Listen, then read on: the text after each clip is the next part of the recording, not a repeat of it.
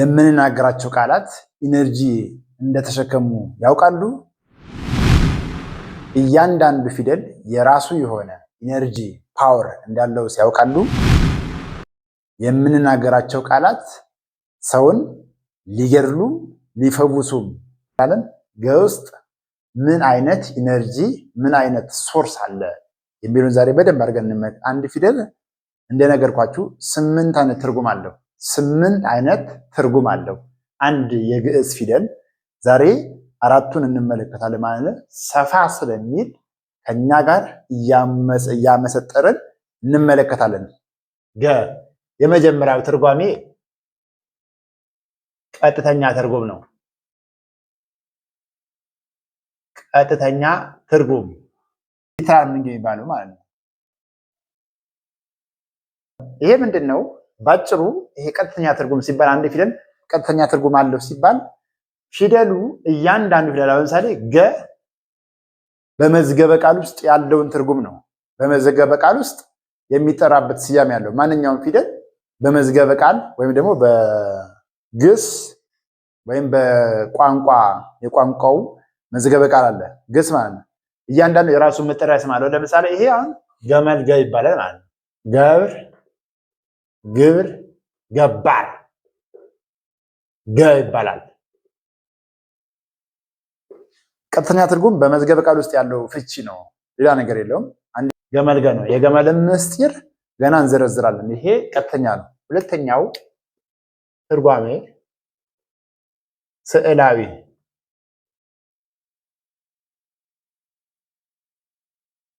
ስዕላዊ ወይም ደግሞ ግራፊክ ሚኒንግ የሚባሉት። ይሄ ምንድነው? ስዕላዊ ትርጉም ሲባል ባጭሩ ፊደሉ ሲሳል ምን ይመስላል ነው። በአይን ስናየው ፊደሉ ይሄ ፊደል ምንድነው የሚያስተላልፈው ነገር የሚለውን ነው የሚያጠናው። ስዕላዊ ይሄ ደግሞ ስትራክቸር መልክዓ ፊደል ይባላል። በግዕዝ መልክዓ ፊደል ስዕል ማለት ነው። መልክዑን ስዕሉን ስናይ ገ ምንድነው የሚያሳየው? አሁን ይሄ ገ ምንድነው? ከዚህ ምን ማለት ገ ዝም ብሎ ገ ብቻ ስላልሆነ የራሱ መልእክት አለው ማለት ነው። ስዕላዊ ትርጉም ሲባል እዚህ ውስጥ ይዘረዘራል። ስዕል ውስጥ ስነ ምግባር አለ፣ ምሳሌ አለ እዚህ ውስጥ ማለት ነው። እና ስዕላዊ ትርጉም ሲባል ምን አለ ፊደል ውስጥ? ይሄ ፊደል ምንድነው የሚያሳየው? ምንድነው የሚያስተምረን? ምንድነው ስዕሉ? ምንድነው መልእክቱ? ምንድነው? እንግዲህ እንደሚታወቀው ሰው በስዕል ብዙ ነገር ይናገራል። ይሄም ፊደል ብዙ ነገር አለው ማለት ስዕሉ ስታዩት ጎንበስ ያለን ማለት ሸክምን ለመቀበል ሸክምን ለመሸከም ያጎነበሰን ገመል ወይም ሰውን ይመስላል። ይሄ እንዘረዘራለን እና ስነ ምግባራዊ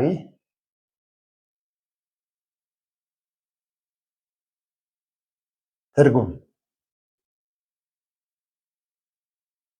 ምሳሌያዊና ስነ ምግባራዊ ትርጉም ማለት ሲምቦሊክ ኤንድ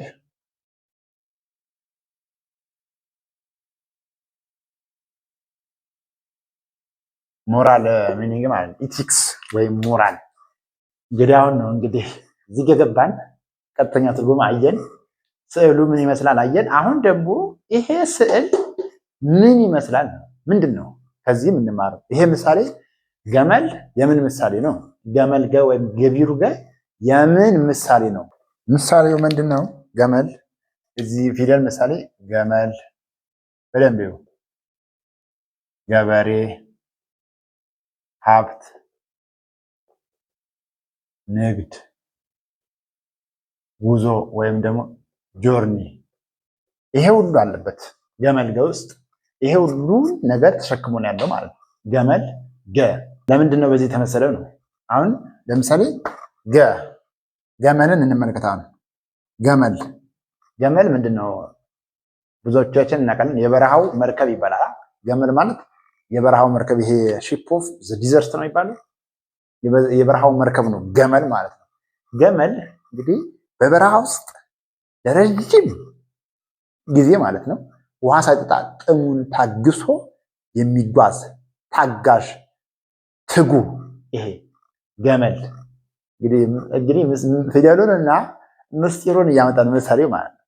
ታግሶ የሚጓዝ ነው። በረሃውን ታግሶ ያንን ሸክም ንግድ፣ የሀብት ንግድ ምናምን ጉዞ እንደሚታወቀው በጥንት ዘመን እንደዚህ ትራንስፖርት አሁን ባልነበረበት ዘመን ሰዎች ከአንድ ቦታ ወደ አንድ ቦታ ሀብት እንደዚህ ነገሮችን ነጋዴዎች እንትን ጭኖ የሚሄዱት በገመድ ነው። የታወቀ ነው።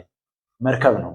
ሳይደክም ብዙ ነገር ታግሶ ከአንድ ቦታ ወደ አንድ ቦታ ሸክም ዝም ብሎ አይደለም፣ በምክንያት ነው። ሸክም የሚሸከመው ዝም ብሎም ሳይሆን በምክንያት አንድ ቦታ ወደ አንድ ቦታ ያደርሳል። ማን? ይሄ የበረሃውን መርከብ ገመል ማለት ነው። እዚህ ውስጥ በስነ ምግባር ላይ እናለ ምሳሌውን አሁን ዝም ብለን እያየን ያለ ነው። ይሄን ሁሉ የሚያጓጉዝ ነው። ገበሬው ደግሞ ሲባል እዚያ የገበሬ ምሳሌ ነው። ይሄ ገበሬ እንደምናውቀው መሬት ቆፍሮ አለስልሶ አርሞ ብዙ ትዕግስት አለው። ያን ሁሉ ታግሶ ፍሬ የሚያይጥበት አለ። የሀብት የንግድ የጉዞም እንግዲህ እንዳልኳቸው ነው። ይሄ ገመል ረዥም ጉዞ ይጓዛል። ገመን ስናየው ጉዞን እናልክ አሁን የገመንን ስናይ መጨረሻ ላይ እናወራለን። ጽናትና ትጋት በደንብ ልብ በሉ። ገመል ያንን ሀብት ተሸክሞ አንድ ቦታ ወደ አንድ ቦታ ይዛል። ሀብት ነው አይደለ? የጫነው ነገር አለ። የጫነው የተሸከመው ነገር አለ። ያን ተሸክሞ ከአንድ ቦታ ወደ አንድ ቦታ ዝም ብሎ አይደለም፣ ትርፍ ለማግኘት ነው። ነጋዴ በገመል ለንግድ የሚሆነው ነገር ጭኖ ከአንድ ቦታ ወደ አንድ ቦታ የሚጓዘው ረዥም ጊዜ የሚሄደው ዝም ብሎ አይደለም፣ ለትርፍ ነው። ትርፍ አለው። ያ ጉዞ ትርፍ አለው ማለት ነው። ውጤቱ ትርፍ ነው። አንድም ሰው በህይወት ውስጥ ብዙ እንትኖች አሉ። ጉዞ አለ አይደል? ህይወት ራሱ ነቻለ ጆርኒ እኮ ነው። ላይፍ ራሱ ጆርኒ ነው ይባላል። ገበሬም እዚህ ጋር ብዙ ጉዞ ያለበት ዝም ብሎ እንደዘራ አይበቅልለትም። ጉዞ ሲባል ስንፈትሽ አሁን እውቀትን ማግኘት ጥበብን ማግኘት ረዥም ጉዞ እንጓዛለን በህይወታችን ውስጥ በትጋት እንደ ገመል ማለት ጽኑ ሆነን ያንን እውቀትን ለማግኘት ረዥም ጉዞ እናደርጋለን። እንደማን? እንደ ገመል ጉዞ አለው። ላይፍ ውስጥ ጉዞ አለ። ላይፍ ውስጥ ጆርኒ ይባላል። ጉዞ ነው። እዛ ውስጥ ደግሞ ጽናት ይፈልጋል። ስትጓዝ ሀብት ማግኘት ትጓዛለህ። አንተም እውቀትን ለማግኘት ጥበብን ማግኘት ከአንድ ቦታ ወደ አንድ ቦታ ትጓዛለህ። ገበን ስታያ ነው። እውቀትን ለማግኘት በለተኝነት አታገኝም። ድካም፣ ጥረት፣ ጽናት፣ ትዕግስት ይፈልጋል ማለት ነው። እውቀትን ለማግኘት ጉዞ ማለት ላይፍ ውስጥ ያን ነው የሚያስተምሩ። የገመል ጉዞ ረዥም ጉዞ መጓዝ ያን ነው የሚያስተምሩ። የሀብት አሁን ገመል የሀብት ፊደል ነው ስንል ዝም ብለን አይደለም። ይሄ አያችሁ፣ ይሄ ጽናትና ትጋት ጉዞ ጽናት ወይም ትጋትና ጉዞ የፈጠረው ነው። ያው ነው ገመል ያንን ተሸክሞ በጣም ታግሶ ይጓዛል። መጀመሪያ ጽናት ይፈልጋል አለ። ከዛ ጉዞ አለ። ከጉዞ በኋላ ደግሞ ትርፍ አለ። ሀብት ይመጣል። ሀብት ንብረት ይመጣል። ነጋዴው ንግድ ሩቅ ቦታ ከሄደ በኋላ ለማትረፍ ነው አይደል? ለማትረፍ ከዛ የዛ ውጤት ምንድን ነው? የጽናትና የጉዞ ውጤት ምን ያመጣል? ሀብት፣ እውቀት። አየው፣ የትጋትና የጉዞ ውጤት ምንድን ነው? እውቀት። በእንትን ውስጥ ወደዚህ ወደ ስነ ምግባር ስታመጣ ማለት ነው፣ ወደ ኢቲክስ ስታመጣው ብዙ ነገር የበረከትና የጌትነት ፊደል ናት ትባላለች። ፊደል ናት። በረከትና ጌትነት የሚመጣው ቅድም እዚህ ጋር እንዳለ ሀብት ንብረት፣ እዚህ ጽናትና ጉዞ ያስፈልጋል። ዝም ብሎ ተኝቶ በረከትም አይመጣም፣ ጌትነትም ክብርም አይመጣም። እነዚህ ነገሮች ይፈላል። ጽናት፣ ትጋት፣ ጉዞ። እነዚህ ነገሮች ካሉ ውጤት እነዚህ ይመጣሉ ማለት ነው። የነዚህ ውጤት ነው። የነዚህ ሁለት ውጤት ናቸው። በረከትም ረዥም ጉዞ ማለት ትምህርት ሳትማር ሳትደክም ሳትወጣ ሳትወርድ እነዚህ አትደርስም። ስለዚህ ይሄ ገመል የበረከትና የጌትነት ፊደል ነው ሲባል ዝም ብሎ አለ። ጽናት አለ፣ ትጋት አለ፣ ጉዞ አለ እዚህ ውስጥ። ይሄን ነው የምናየው። ይሄን ምስጢር ነው እየዘረዘርን ያለ ነው። በደንብ አስተውሉ፣ በደንብ እናስተውል። እውቀት ትምህርት ከሌለበት እዛ ያ ጉዞ ነው ማለት ነው። ከዛ ያ ጉዞ ደግሞ ወዴት ያደርሰናል? በረከት እና የመትረፍረፍ የሀብት እንትን ላይ እንደርሳለን። የጥበብ ገበሬ ማለት ትጉ። ተመልከት፣ ገበሬ ትጉ ነው። ሌላው ገመል የጥበብ ገመል። ያው ልብ በል ታጋሽና ተጓዥ እነዚህን የሚያደርግ ሰው እውቀት፣ ሀብትና ለመንፈስ ባለጸጋ ይሆናል። መጨረሻው ይሄ ነው። እንዲህ አይነት ሰው ማለት ትጉ የሆነ ሰው፣ ታጋሽ፣ ፐርሲስታንስ፣ ጽናት ያለው ሰው እዚህ ነው መጨረሻው ይሆናል። ገዢነትን አየው። ሰልፍ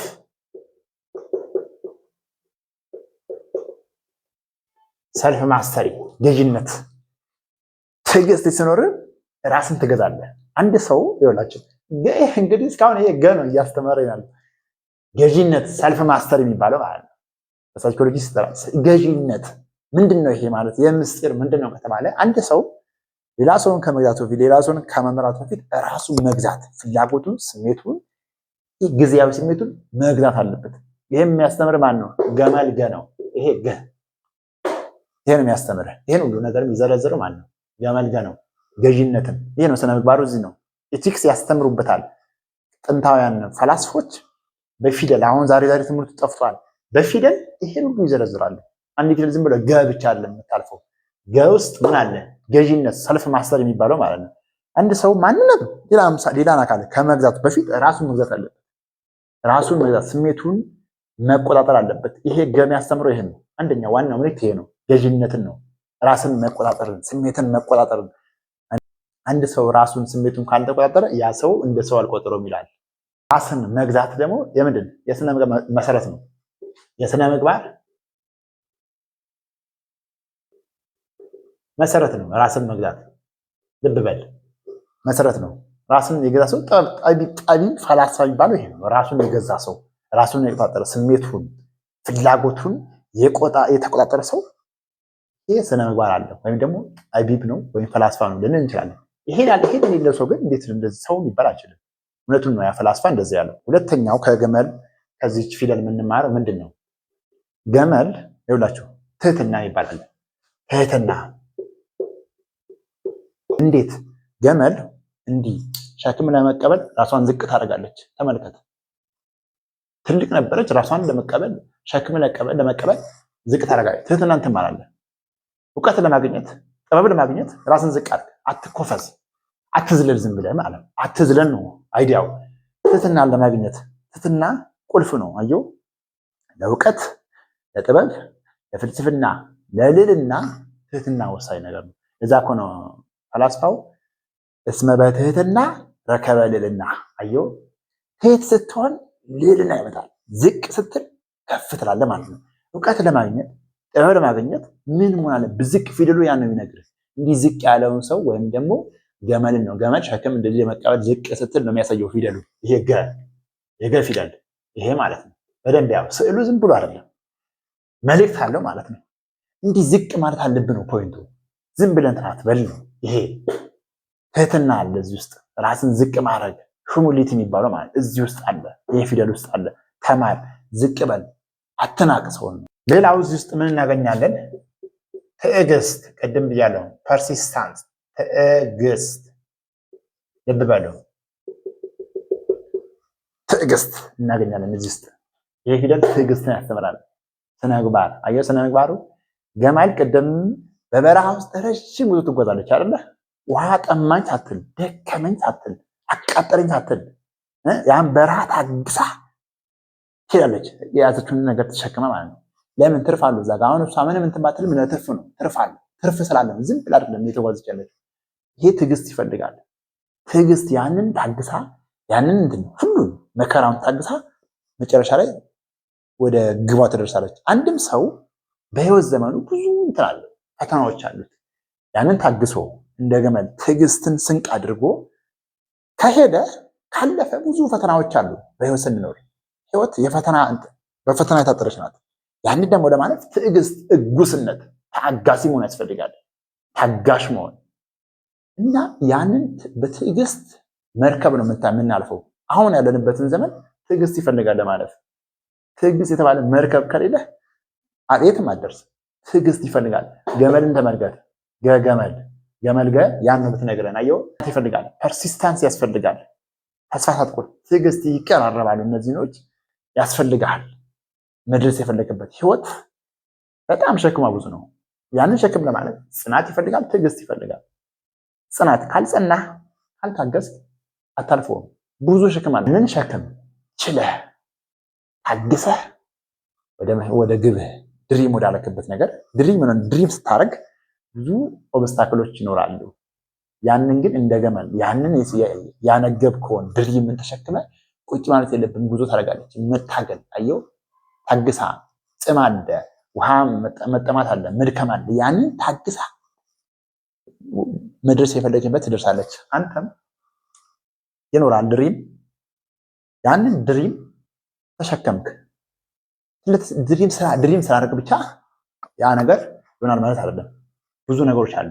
ያንን ስታልፍ ደግሞ በትዕግስት ጽናት ገን እያሰብክ ስትደርስ ግመልን ግብህ ወደ ድሪም መጨረሻው ላይ ትደርሳለህ ማለት ነው። ይሄ በትምህርትም ካየህ ይሄ በትምህርት የድንቁርናን በረሃ ለማለፍ አሁን እሷ ያንን በረሃ ታግሰታል። አንተም የድንቁርናን በረሃ የትዕቢትን የጨለማን በረሃ ለማለፍ ምን ያስፈልጋል? ጽናት። ተግተህ መማር አለብህ። ትጉ መሆን አለብህ። ጽናት ያስፈልጋል። ትጋትን እዚህ ትማራለህ አይደል? ትጋት እዚህ ጋር ብላለች። ካልተጋህ የትም አትደርስም። ትጉ መሆን ያስፈልጋል። ያለን ድንቁርና የድንቁርና ህይወት ለማለፍ ከድንቁርና ህይወት ወደ ጥበብ ወደ ሌልና ለመውጣት ከፈለግ እንደ ገመል ትጋት ይፈልጋል። እንደ ገበሬው ትጉ መሆን አለብህ። ገመል የምታስተምረው ይሄን ገ ፊደል አየህ፣ ትጋትን ታስተምራለች። ትጉ መሆን አለብህ። አራተኛው ደግሞ ትርጓሜ የገ ፊደል ትርጓሜ ምንድን ነው?